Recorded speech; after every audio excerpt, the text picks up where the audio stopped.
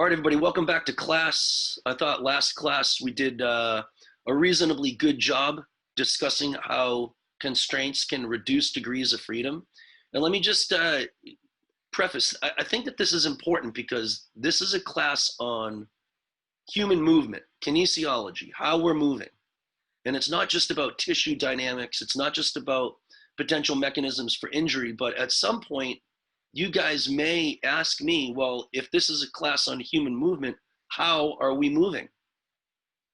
So I think that I have to have some explanation of that, not a description. I could say the brain is like the top of this marionette, that little stick at the top of the marionette, and you move it, and then the strings make your body move around. I think that's more of a description. I think that what Nikolai Bernstein brings up is, how can the brain control so many things all at once? How can it control the degrees of freedom that we have, considering that our body has so many different working parts that can work in so many different directions? And not only that, but you're working in an environment, and the environment also has its degrees of freedom, and the environment is also never-endingly changing.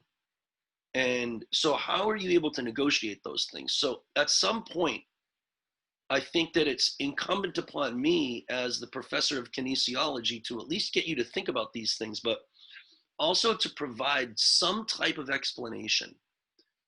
And if I had to say that the brain controlled all of the degrees of freedom, at some point somebody would say, okay, well, how?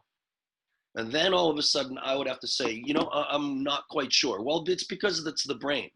And the brain is really complicated. And the brain is like, the control center of the body. If I took the brain out of somebody, they wouldn't be able to function. But if I took the heart out, if I took the lungs out, if I took the spleen or the intestines out, you're also going to have a similar problem.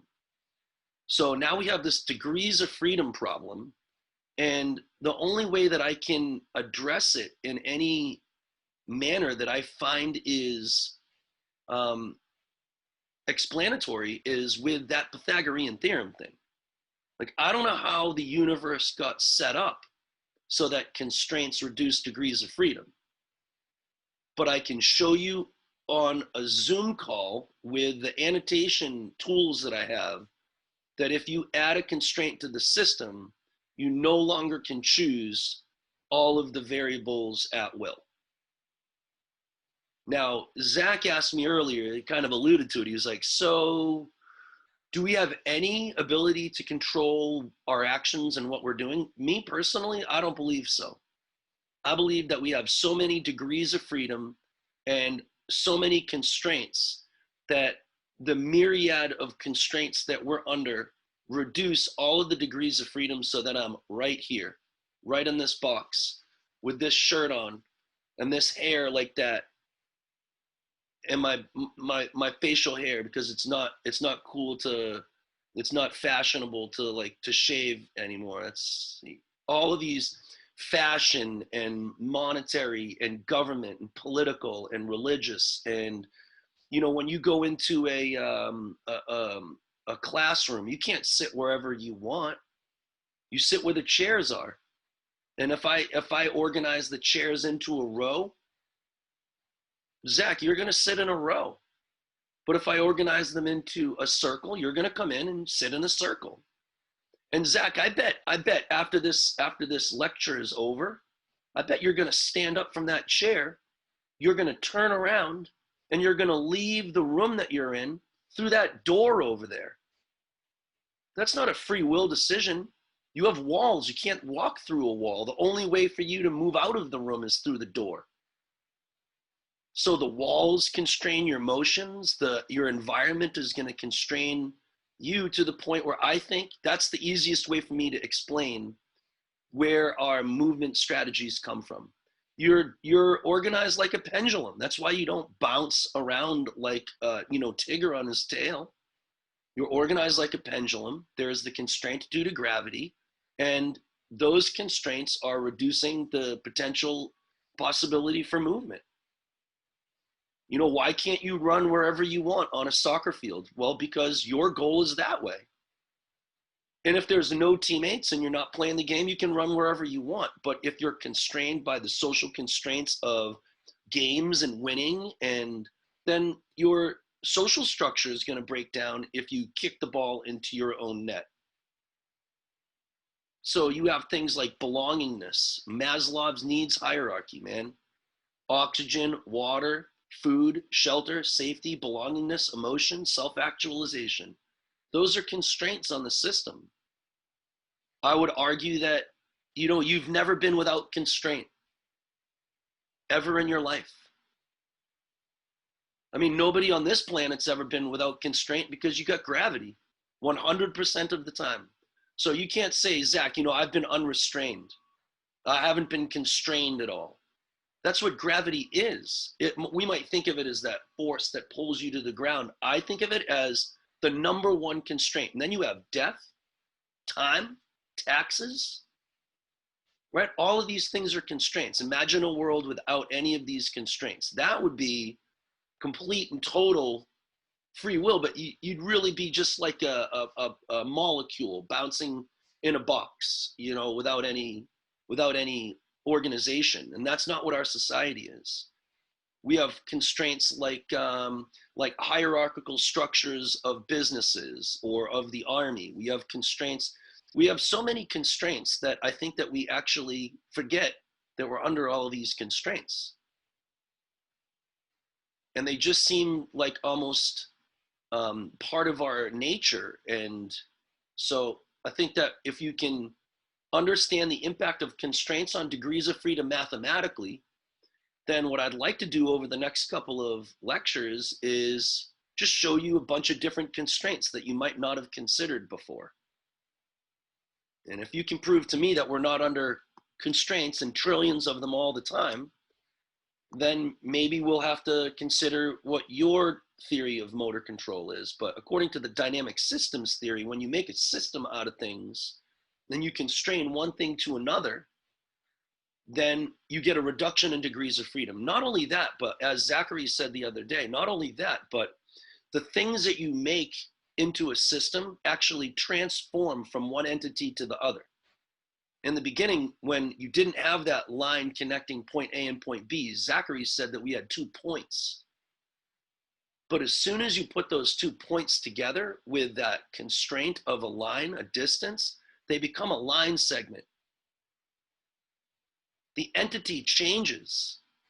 So Zach, I don't think that I'm a human being, just a Daniel.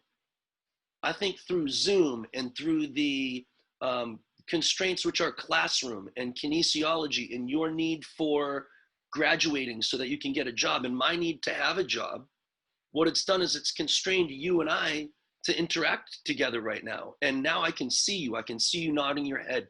I'm constrained visually to you. I'm constrained through the construct of this computer screen to you. I'm constrained via Zoom to you. And then now I don't believe that I'm any longer an individual. I think that I'm a Daniel Zachary system. What is that new system called? What is that? I'm no longer point Daniel and point Zachary. I'm line segment Daniel Zachary. And what is that new entity called? I'm not 100% sure, but what's amazing is the power of knowing that what we've done is created something new and unique. And just like when you have a point and you connect it to another point, you have a couple of things that seem to come out of nowhere. Here, let's just get into it. Let me share my screen and then we'll just start in what we're doing. So one really unique thing about creating a system is that, one second, file, new document. All right, is these notions of instantaneousness, all right, and things that come out of nowhere. So one of the things that we're going to do is, maybe I can type in so I don't have to draw. Emergent properties. Okay, and then another one that I'll type in is something from nothing. And then I'll type in one more thing, a new entity, new entities. All right, let's see if I can explain what I mean with these things. So it seems to me like when I'm thinking about movement, it seems like sometimes the decisions that we make come from just nowhere. Like I'm walking down the street, I'm thinking about school, I'm thinking about my life, I'm thinking about my job, I'm thinking about what I'm going to do that night. How am I walking? In fact, I don't think I've ever thought of walking. Jose, how did you get that hat on your head, my dude? It's like, Well, can you guys see me? yeah, it's slightly crooked a little bit. Oh yeah, well I put it on because I don't have a haircut, so like I just want something on my head. No, but I want to know, it was on a little bit crooked before. Did you plan on it being a little bit crooked? And right now, it's not quite pulled down all the way, even though you just moved it. It's not. Nah, I just threw it on my head and it just stood like that. Okay, so now it seems as though Jose did something and he didn't even think about it. How you explain that? It seems as though that behavior sort of just emerged. That's like when I play baseball, when I swing, I don't really think about it. It's all muscle memory. Like I don't really think about swinging the bat. You don't have time to swing the bat. You know what I mean? You don't have time to think if you want to swing the bat or not. If it makes sense. Excellent example. The ball's coming too fast. There's so much pressure. You're probably thinking about where you want to hit the ball. You're probably thinking about, the situation in the game. You're probably thinking about, not screwing up for your teammates. Have you ever thought about what you're doing when you're swinging the bat? So now we have this notion of Jose swinging, and it seems as though the swing just comes out of nowhere. So we have to explain that. Okay, so one of the things that I think is really cool about this emergent properties thing, let's say you have your X and Y plane like we had last time. All right, you have your X here and you have your Y here. All right, and we're just gonna do a simple drawing here. We got point A, we had that last time. We have point B here. All right, now, Jose, I want you to tell me what characteristics does point A have? Might be a trick question, but what characteristics does point A have? Point A? Weight, does it have religion? Does it have color? Does it have... Yes, colored. Yeah, only because I had to draw it with a particular color. But let's say point A is floating around in space. It's just a point in space. Does it have anything?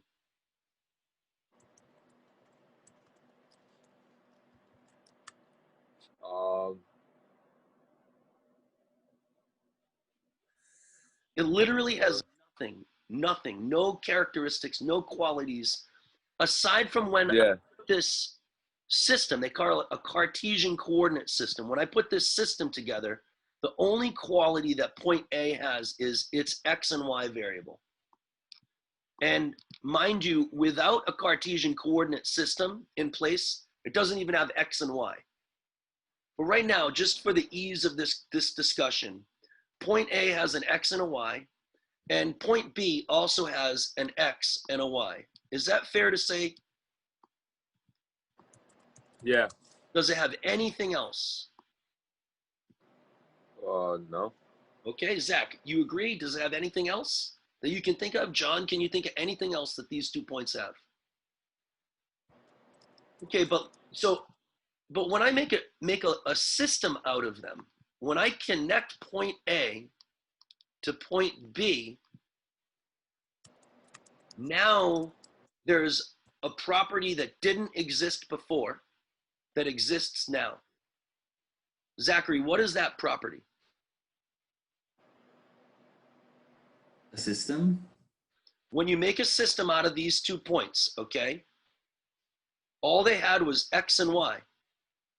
But when you make a system out of them and they're connected to each other, you get a property that didn't exist before. Okay? You get a length. There's also the other property of, and I'll just put this up here, you have slope, right? So my question is, Zach and John, where did length and slope come from? Did point A have some length here in its X and Y, and point B had its slope in X and Y? Where did that property come from?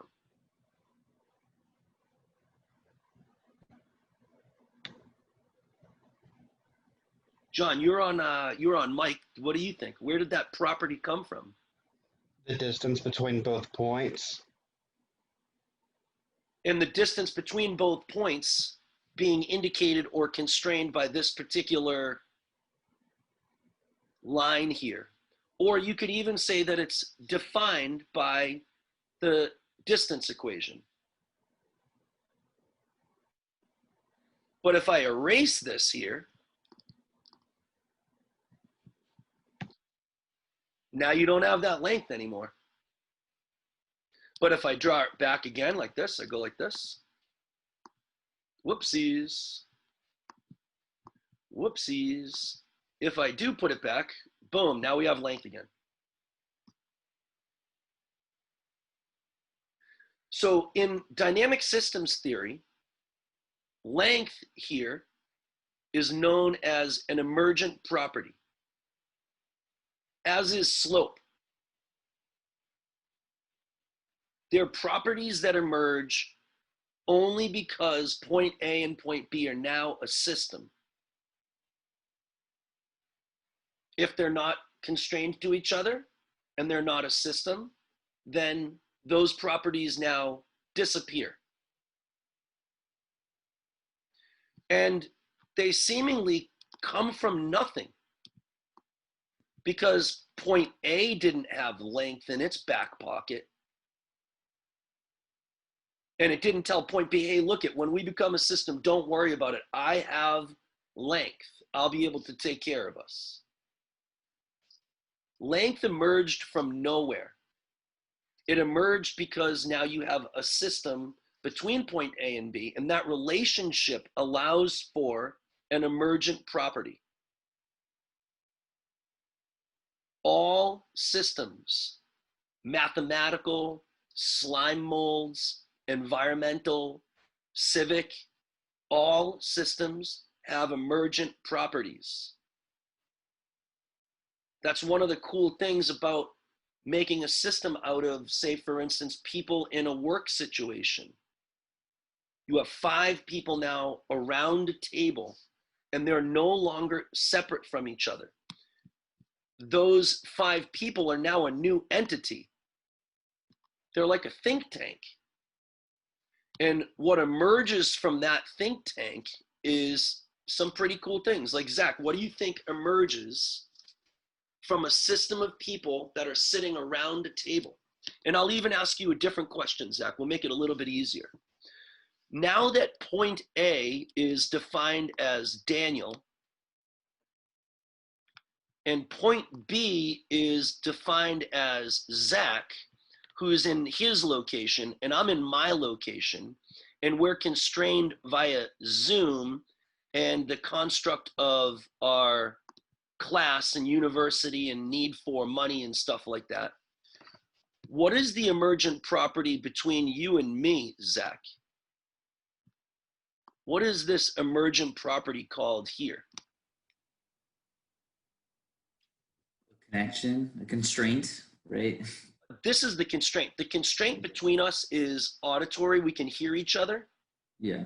The constraint is the university, the need for us to teach, me to have an occupation, for you to be a student, my knowledge base and your need for the knowledge.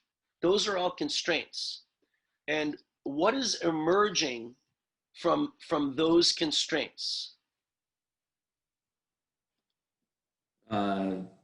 I don't really know.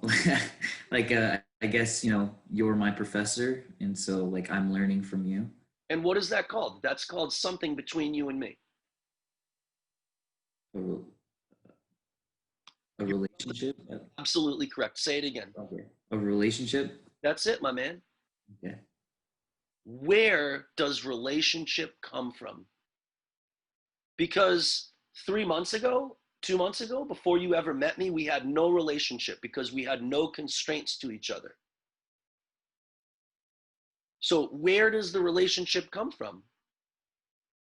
The relationship seems to have emerged. I don't have a relationship well in my head that's starting to swell up because I'm meeting you and interacting with John.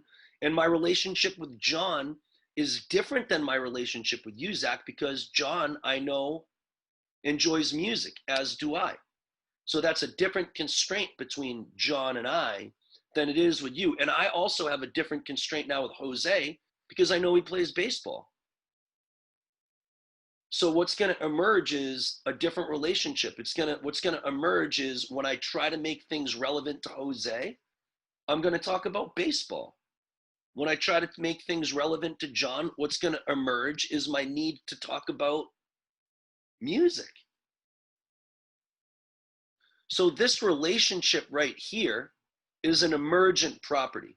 Now, again, the brain doesn't have to do everything all at the same time because it doesn't have to be responsible for all of the things that are emergent.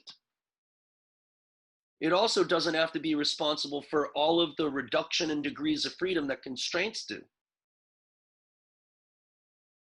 It also allows for the emergence of Jose's swing because Jose is constrained by the speed of the pitch, whether or not he's got a runner on first and second, where the defense is aligned, the length of the bat, the strength of his muscles, the ability to contract concentrically and eccentrically fast enough to get bat speed. He's constrained musculoskeletally. He's constrained by the rules of the game. He's constrained by gravity. He's constrained by all of these things. And that's the only way that I can explain how he swings a bat, hits a ball, okay, and is able to make contact and put the ball where he wants. I don't think he can think about the physics involved, the bat speed angle, the direction that his wrists need to be so that he can push the ball to right field. Those are emergent properties. Those are activities and behaviors that are emerging because of the system in place. So it seems as though that emergent properties come when you make a system or constrain two things to each other. And you also get this notion of something from nothing. Right? Slope came from nowhere. There wasn't any bits and pieces of slope that A and B had that they glued together. There wasn't any bits and pieces of a relationship that you and I have, you know, John, that we glued together. It emerged. Those are pretty powerful things right there. And in the beginning of class, what we started talking about was how can the brain do everything all at once? And now I don't think it does. I don't think that the brain has to do and is responsible for emergent properties like relationships. I don't think that the brain is responsible for reducing all of the degrees of freedom. Constraints do that for us. Making systems out of things does that for us. And not only that, but you can utilize these emergent properties to be a more efficient system. Like, you guys ever wonder how it is the case that although human beings are the most, I guess, genetically efficient, or whatever you want to call it, the top of the hierarchy of the animal kingdom, did you ever wonder why it is the case that a dog can go to the bathroom without toilet paper and we can't? Because certainly if we are the top of the animal kingdom, we should be able to do those things, but we can't. We need some other thing in the environment to do so. And for that matter, if you put me in a room with a tiger, I am no longer the top of the food chain. But what human beings, I believe, and I don't have the statistics, okay, this is just me riffing right here. I believe what makes human beings different than other animals is that we can take advantage of these emergent properties. We can use our opposable thumbs as a constraint to things in the environment so that we can use them as tools. And what emerges from the ability for me to interact with a pair of scissors is the fact that now I have cut ability. I can cut things. So I don't need to have razor blades on my fingers. I can just use that tool. I don't need to have a hoof because I can wear shoes. I don't need to have fur because I can use a coat. And if you think about the online ability on the human body to take care of itself, to brush its own teeth, to keep itself warm, I think actually the human body is not very capable. I feel as though I can pretty much scratch myself, but I can't go to the bathroom without toilet paper. I always need something else in the environment. I also always need, Daniel always needs some type of tool in the environment. And what emerges from that is astounding. And I think that what human beings are is the best at doing this because of their structure and function, because they have thumbs, because they have a shoulder complex that can move in many different directions, because they don't have limbs that are on the ground forcing expiration every time they hit the ground. I become a little bit more oxygen efficient. The structure and the function of the human body allows us to link up the things in the environment so that we can become systems with them. And then we take advantage of these emergent properties so we don't need to have as many capabilities online. That's what makes us the top of the animal kingdom, I think. So now what I want to do is I want to go through a little bit of the next lecture we have. Because if constraints can make systems and they can allow for us to have all of these emergent properties, then what I want to do is just have a discussion on the constraints that we have, that we're always under, and maybe talk a little bit about things like some other philosophical issues that might come up if we don't have constraints. So we're going to start talking about a couple of different notions related to degrees of freedom. Number one is this organization problem, and the other is the control problem. And then what I'm going to try to do, if we have any time left, I might have to end a little bit early today. We'll probably just get into the organization and control thing because we have plenty of time next week. But then we're going to talk about other orders of constraints.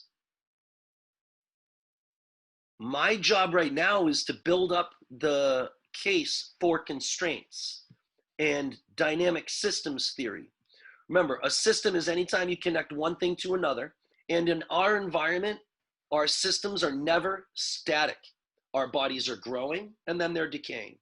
The environment is moving and changing. So that's what the dynamic system theory represents.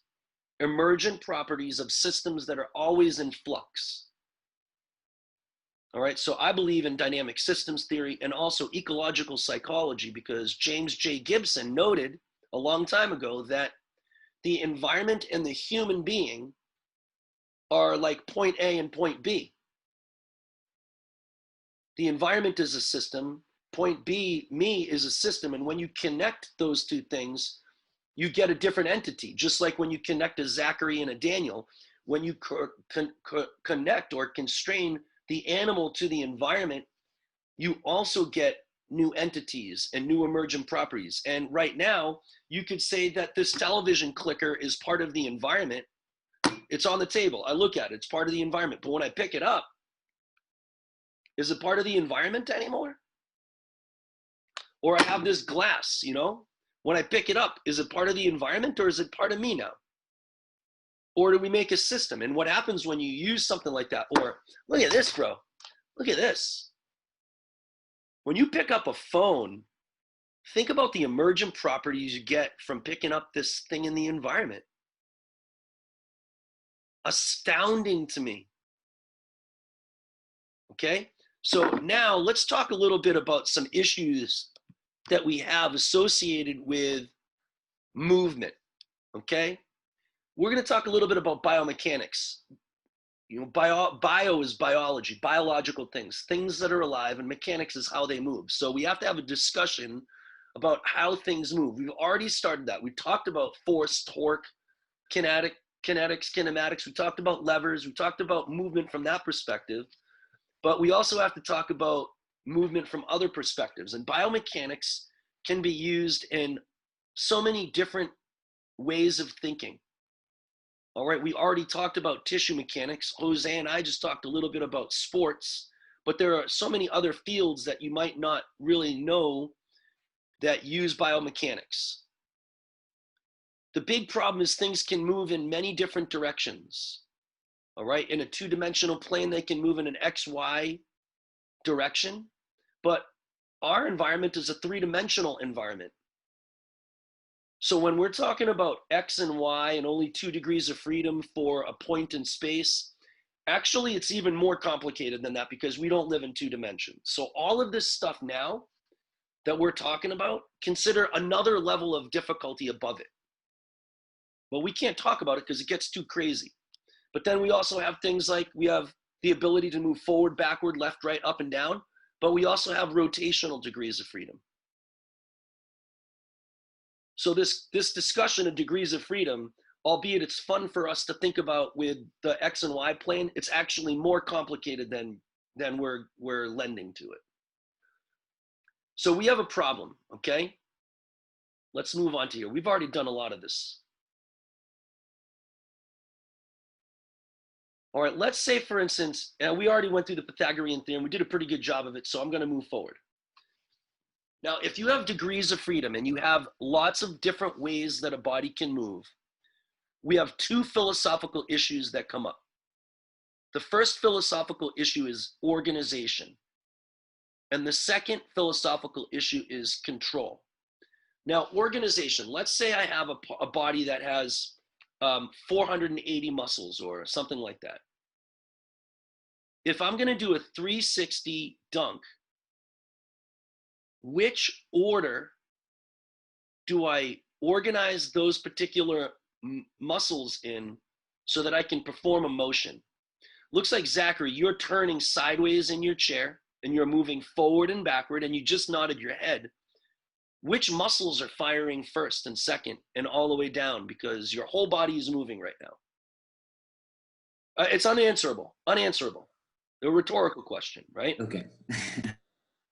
And not only that, but now we have, once Zachary is able to organize all of his motor units and all of his muscle fibers and muscles so that that motion can occur, he still has the problem that he only has, if you're thinking about hierarchical motor programming, that you only have one brain to control everything. So how do you move everything all at once, considering the fact that you have only one control unit? Now, not only do you have this degrees of freedom problem, but once you solve this degrees of freedom problem, you also have this organization and control problem. And I would argue that constraints can answer that question for you as well. So let's say you have a car, and the car has 4 different tires, okay? Tire 1, tire 2, tire 3, and tire 4. And I'll just label them real quick.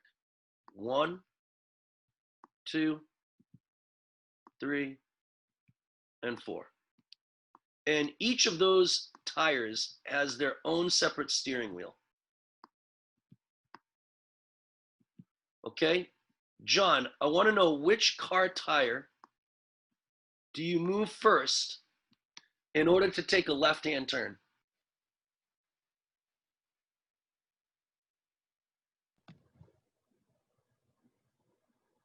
Which car? I would say 1. So John would say the order of tire movement towards the left so that a left-hand turn can occur is number 1. Which one would move second? 3. Okay, 1 and then 3. and then 2 and then 4, which I don't want to speak for you. Which would be the last two? 1, 3, 2 and 4. 2 and 4. All right. So John is going to argue in our little philosophical discussion here that you would turn 1, 3, 2, and 4 to take a left-hand turn. Yes. Okay. Zach, do you agree or disagree?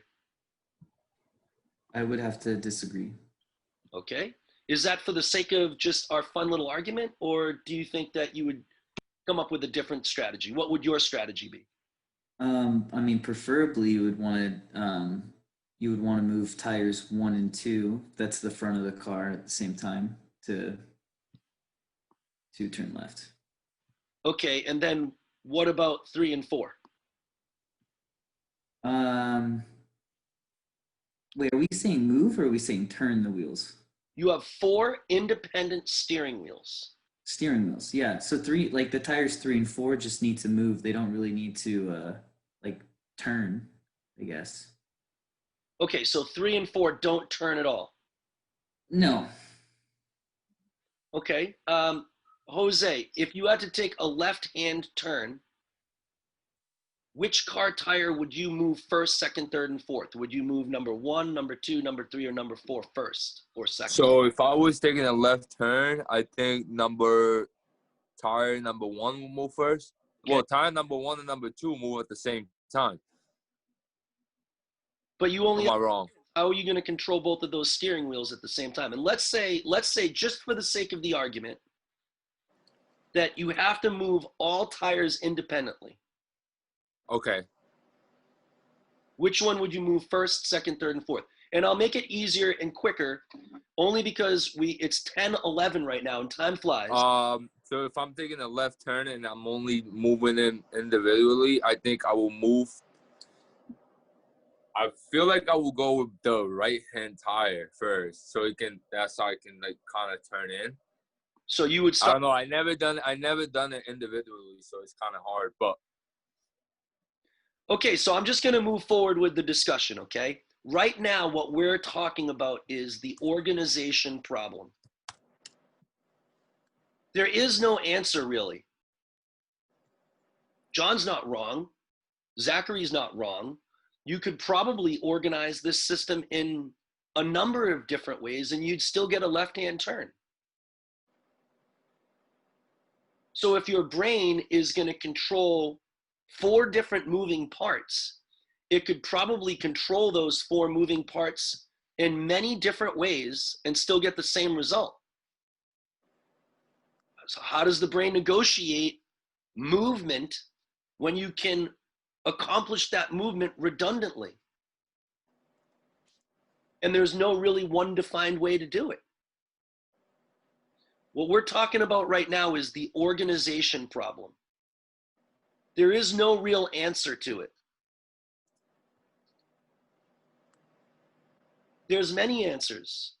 And let's say we're going to go with what John said. John said that we're going to go with tire number 1.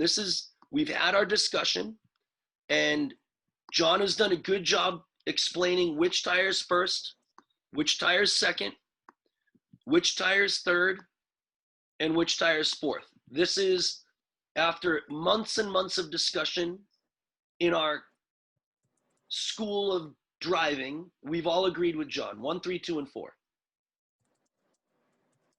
Now, once you come up with the correct sequencing and you have 4 different steering wheels, I only have 2 hands. How'd I control 4 steering wheels with 2 hands? If you go into that backhoe or that dump truck and there's 1 joystick, all right, no problem. Even if there's 2 joysticks, okay, I get you.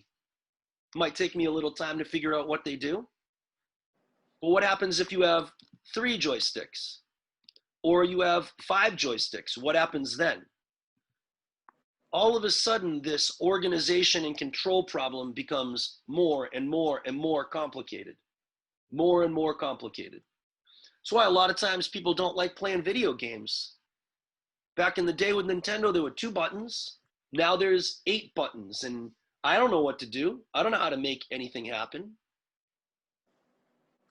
It's too complicated, too many degrees of freedom, not enough ability to organize what you're trying to do so that you can win Mortal Kombat. Too many moves, too many things. So you have the organization problem, which is this never-ending discussion of which tire to move first, which muscle fiber to move first, which muscle, which limb, which joint. And you also have the problem that we only have one brain. And how does one brain control all of that stuff all at the same time? Now, I don't think that these are necessarily answerable questions. I think that they're more rhetorical questions that you have to ponder and consider. And if you believe in hierarchical motor programming theory, it's going to be your job to answer that question. Everybody follow me. Zach, we good? John, we good?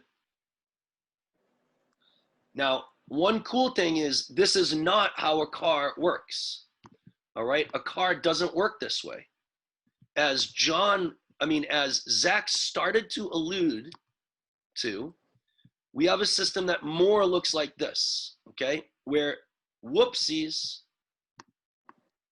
the back 2 tires are totally constrained to each other with an axle. They don't move at all. 0 turning ability. Totally constrained. And you have a situation where you have a drivetrain and you have the front 2 tires are constrained to each other as well. And this rack and pinion steering is controlled by only one steering wheel. And that one steering wheel doesn't go forward, backward, left, and right in 3 degrees of freedom. How many degrees of freedom, John, does that steering wheel have?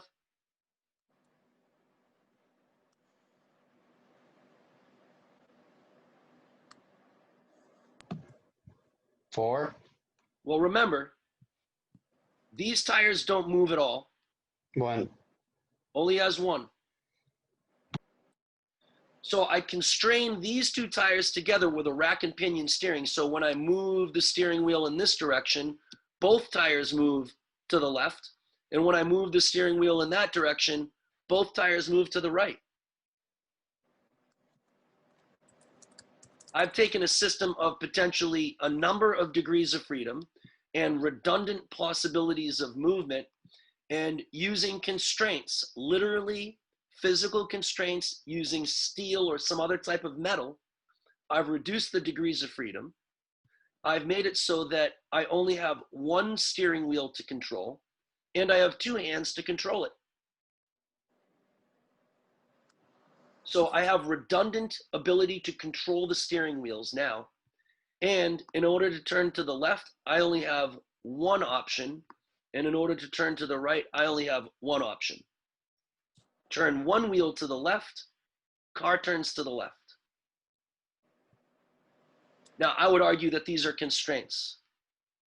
These are all constraints on the system that reduce the degrees of freedom. And not only do the constraints on the system potentially answer the degrees of freedom problem, all right, this degrees of freedom problem that we have, where is it? Not only do we have, oh boy, yeah, not only do we have constraints reducing all these potential degrees of freedom, but you also have constraints making it so that you can organize and control the system. That's pretty astounding to me. So the organization and the control of Jose swinging his bat through the air so that it can hit a ball pitched at 90 miles an hour to a position that he wants, that's avoiding a dynamic environment of another baseball player moving to catch the ball. All of that organization, all of that control, all of the reduction of degrees of freedom can be explained by the constraints potentially on the system, on just the constraints. I mean, that's pretty astounding to me. Now, those are things that the brain doesn't have to do. Brain doesn't have to do everything all at the same time. The brain only has to do what it does when it needs to do it. That's a completely and totally different notion than everything all at the same time. Everybody see where I'm going with this stuff? Constraints are powerful. They're everywhere. You've never been without constraint, especially with gravity. You've never been without walls, without a ground, without a ceiling, without rules, without chairs in a line, without the constraint of gasoline in the car, without the constraint of calorie intake, food, nutrition, water, safety, shelter, religion, politics, taxes, time, love, emotions, belongingness, ever. All right, so I think that using constraints to answer these philosophical questions that we have is more of an explanation to me than saying that the brain does it. Because if you ask me how the brain can reduce degrees of freedom, figure out the organization of the thousands of muscle fibers that you have in order to do whatever it is you're doing, and then control all of that with seemingly very little control mechanisms, and attributing it all to this black box brain, that doesn't seem like much of an explanation to me. It seems more like a description, right? And I have to, as your teacher, I have to explain things to you rather than describe them to you. All right? Now, I think it's really cool that you have a body that is built with levers and constraints and things that constrain one limb to the next. Maybe it's the very design of the body that is responsible for a huge reduction in degrees of freedom to make pendular walking possible. Maybe it's the design of the environment or bridges or the car or the layout of the school or the rules of engagement in a game that make it so that these degrees of freedom are reduced so that you can result in the behaviors that you're looking for. All right, if we're shaped like levers and we're shaped like pendulums, how else would we move? Now the brain doesn't have to control all of these movements that are associated with pendular activity, with spring mechanics in my Achilles tendons. It doesn't have to make the decision to hold the heavy weight close to you because that's a torque and a moment arm and a structure and function thing. And that's another constraint right there, the constraint of structure and function. Right? So the next class, what we're going to start talking about is a bunch of different types of constraints. All right? And how these all kind of make it so that you do what it is you need to do when you need to do it. All right? But these are all constraints that are going to dictate human movement, dictate the choices that you have. And I think it's these constraints that are probably a better explanation than just the brain does it, okay? So I think that we're gonna end there today, give you guys a little bit of time to do your work and get your work done. We have homework due at the end of the week. John, much better job on that question, good work. All right, one thing that you might wanna consider is that you have a constraint of me giving you a grade. One way to get a good grade for an A to emerge out of this class is take the constraint away from me. You could answer the question. You could answer the question very succinctly and easily. But if you open it up for me to make a judgment, then I'm forced to make a judgment. That's what I have to do. That's what emerges from me as a professor. But if you're able to label things correctly and maybe provide more than one example of what you're talking about, or if you're talking about the eccentric and concentric muscle contractions and talk about that and how it relates to injury, maybe what you do is you incorporate stress strain curves in your answer. You talk about how a tissue can break down over time with forces that are high enough to start to push the tissue from an elastic to a plastic region without enough time for vascularization to occur and healing to occur. And what you do is you think about all of the little pieces of the class that we're talking about, and you make a system out of them. And answering a question to your parent or to somebody is different than answering a question so that what emerges is an A. All right, there's a strategy to it. What you have to do is you have to answer the question using all of the relevant terms that you've been presented by. And then what happens is it forces me to look at the question and say, this person was able to incorporate all of the concepts from the class. They're showing complete mastery of what we're talking about. There's nothing I can do but give this person an A. So answer the questions for the homework assignments differently than you would potentially for a Trivial Pursuit game. All right, try to demonstrate your complete relevance in the course. And then if you can do that, there's nothing else I can do but give you an A. Okay?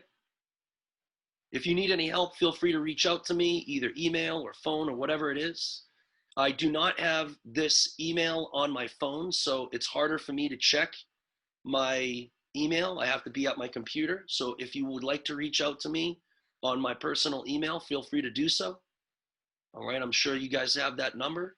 And then I think it'll be easiest, it'll reduce the constraints and make it so that it's easier for me to help you, okay?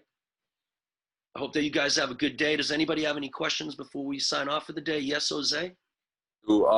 It's more of like the homework, not the class. Like right now, it's a question more about the homework.